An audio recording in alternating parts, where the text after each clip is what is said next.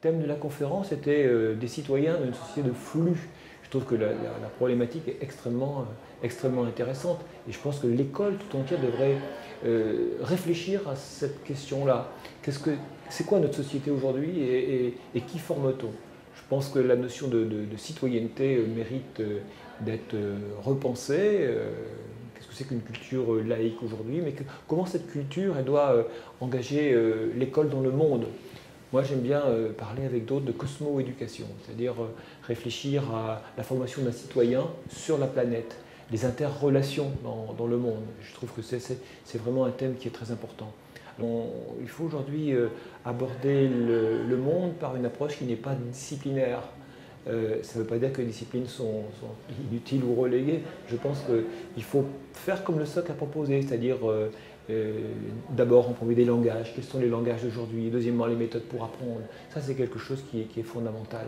Le fait que le monde soit dominé par des entreprises est quelque chose qui est assez malsain quand on pense citoyenneté.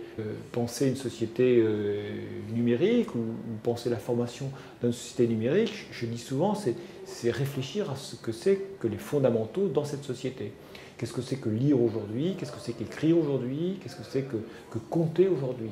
Et c'est vrai que je reviens d'une mission de formation de conseiller pédagogique assez passionnante en Polynésie française où on s'est intéressé exactement à ces sujets-là. Qu'est-ce que c'est, avec tous ces conseillers pédagogiques, qu'est-ce que c'est que former des enfants au calcul? Qu'est-ce que c'est que leur apprendre le nombre aujourd'hui?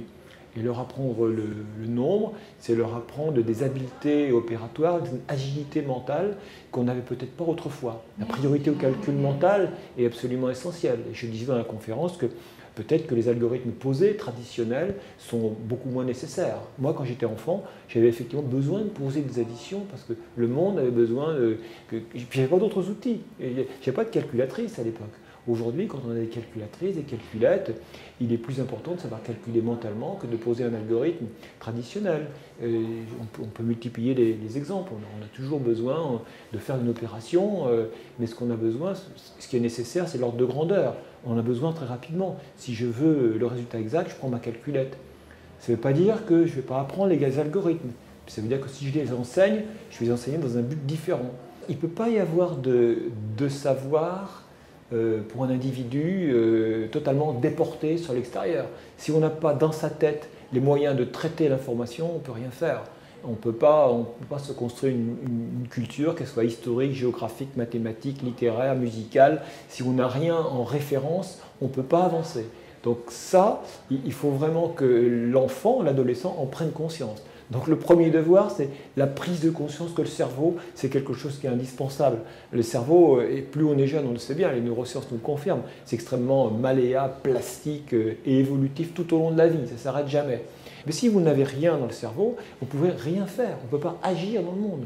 Donc pour moi, la formation d'un homme commence par, je ne vais pas dire emplir le cerveau, pas du tout ça, on n'emplit pas le cerveau, mais faire prendre conscience à l'enfant qu'il doit avoir un certain nombre de savoirs, de connaissances, pour agir. Le mot moi, que j'emploie par rapport à flux, c'est le mot mémoire.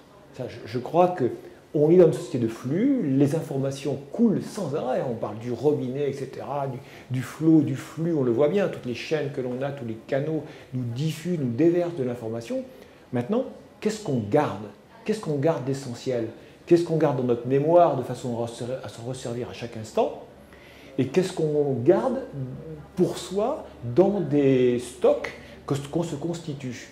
Et qu'est-ce que l'humanité constitue elle-même comme stock? Les notions de bibliothèque sont absolument fondamentales.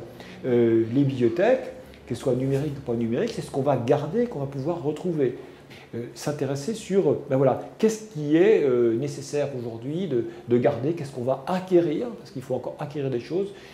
La société ne peut pas être qu'une société de flux. Il faut arrêter les flux de temps en temps, et je me réjouis que dans le socle, on remette l'apprendre à apprendre au cœur de la réflexion. C'est ça qu'il faut qu'on fasse à l'école.